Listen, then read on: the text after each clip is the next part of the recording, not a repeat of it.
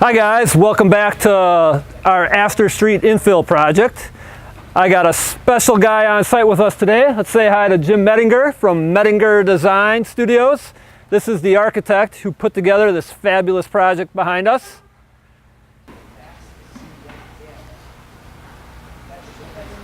We have a lot of tools that we use with the clients, and one is the 3D renderings that we use. It really gets them involved and they can see the spaces that we are designing. But it is just a tool. It's a great one. It comes down to the communication between Lemel Homes, Medinger Design, and of course the client. As you can see, our front design here, our front renderings, is all taking shape.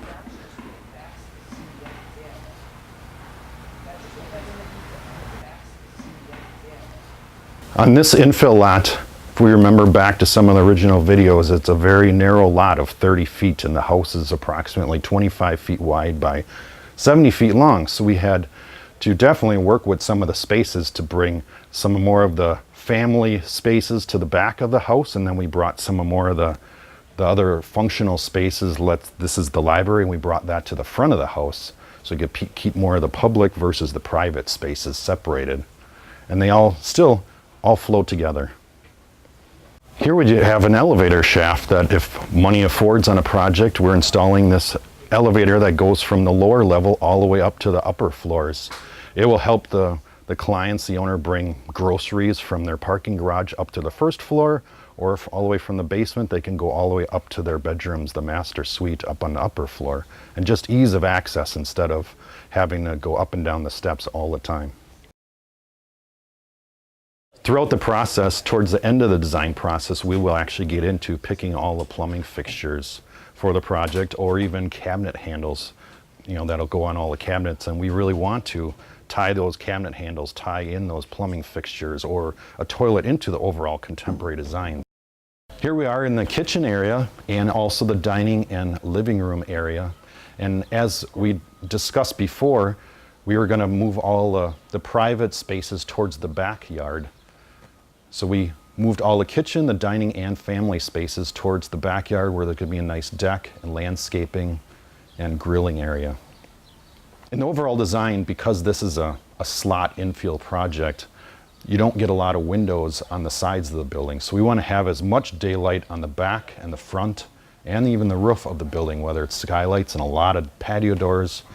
And also to make the project feel more open, we opened all of these spaces up into one larger space instead of having separating walls. So it's one large space that's going to be the kitchen area, the dining room, and the living room, and it'll be defined by floor finishes, but one big space is going to make it feel very open.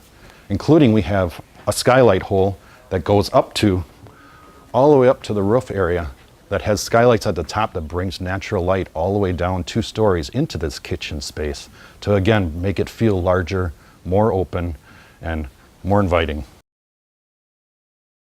Throughout the design process, we have numerous meetings where we go through floor plans, whether or not I sketch them or they're computer generated. And we also do a lot of 3D renderings. So we will actually create in the computer this entire space and be able to take camera shots from any angle that we want. And this allows the client to really see and really get into the design before it's ever built. They can see exactly what the cabinetry is going to look like and whether or not it's on a floor plan.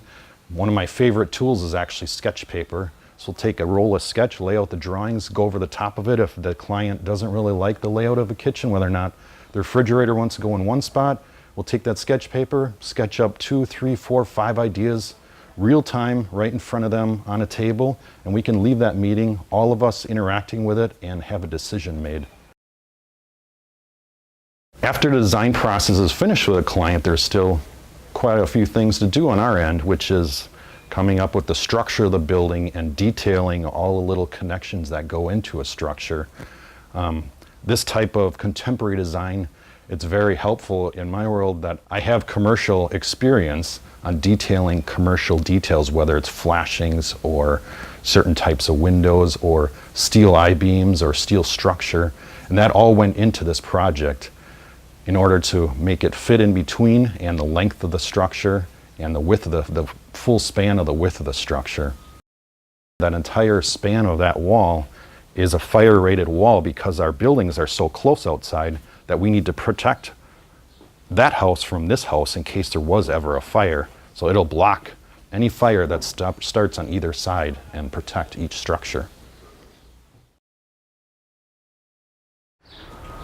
Here to bring in our no maintenance products on the back deck, we actually chose a deck product that resembles and looks just like wood, but it's made out of a different type of composite material that will last and last for a long time to come. We chose steel columns and steel I-beams to bring out that contemporary industrial feel while it's still functional, holding up the deck above. And they will be painted out in a black finish to match the rest of the design of the house. On this narrow lot that we have, if you recall, the building is only 25 feet wide, and we wanted to keep this building, all these spaces, as open as possible. So that doesn't allow us very many spaces to bring ductwork from the lower level where the mechanical room is up to the upper levels. So we actually created on the outside walls some of these shaft spaces, which this shaft space will be a designer element wall, a feature wall, but we actually enclose ductwork that's in it. And that way it's still, we get the insulation on the outside wall, but we can run the ducts up through the shaft space to go from upstairs to downstairs. In our kitchen space, we had gone through a number of different designs and different layouts during the design process. At one time we had a square rectilinear island, and we really wanted to have the flow of the space to come through from front to back. So the clients and the architect and the builder, we all decided that a curved space would actually feel the best. This curved island that I'm standing in front of is actually going to be a focal point of this entire space, and it's going to lead you from the entrance of the house back into our entertainment area. And this island is going to allow numerous seats, as our client really likes to have functions and have people over. And those light fixtures are going to be a light fixture that's going to bring in an industrial feel. It's going to have a little bulb on the bottom, and it's really going to tie the space together. We're standing on the second floor in the back of our urban house, and this room particular right here is for the female client, and she was very huge into crafts, so she wanted her own space that has a lot of daylight that comes in, that she can do her crafts. In the middle we're going to have just one long table set on sawhorses, still that industrial feel, where she can spread out and do her work. This room connects to our backyard second floor patio, where we'll have a gas fire pit and where the clients can bring their guests up and have a drink. This is our master bedroom overlooking Astor Street. Lots of front windows, bringing a lot of natural light, enjoying the trees as well on the outside. We have our master walk-in closet. That's off to our right. And here we have our master bathroom. So we'll have a full-length countertop that sits here, quartz countertop, two nice, elegant sinks with faucets that actually come out of the wall, and some floating steel shelves that'll bring out that industrial feel. Back here, our client really wanted a nice little floating tub. So we were going to, in this space, we're going to have a small tub that you can soak in, and behind it is going to be a recess with possibly a small little fireplace that's built into the wall. Back here is our walk-in shower unit. It's going to have all full glass along the front. We actually recessed the floor down lower so that we can get a zero transition from this floor to that floor. So this floor will be zero transition, it'll just slope right in. So we're not going to have that curb that you have to step over. In our master suite, we will have a walk-in closet, large, well, cabinets and shelves all the way around three sides. And in the majority of the house, we're actually going to have barn doors that are going to slide on a track and cover up openings. And that, again, I'm sure you've seen it in commercial settings where it's really going to bring out that industrial feel with a track that goes across and the big wheels that are going to ride on that track, and a nice wood slab door that's going to really feel cool when you open and close it. Now that we've gotten some really good insight on the design process of this awesome project, let me give you a quick recap of where we are today and what we can look forward into the future. We're currently finishing up with our installation. We've got our 5-star energy inspector on site today.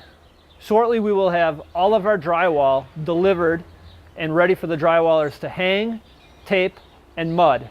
We'll then get a finish coat on and prime all our walls. Shortly after that, our wood floors will start to be installed at a rough stage. Tile flooring can go in, and then we're getting to some exciting stuff. All the finishes are going to start happening.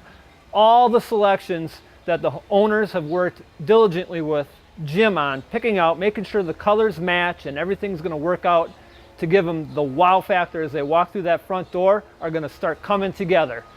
So stay tuned and I'll walk you through when we got more happening on the inside.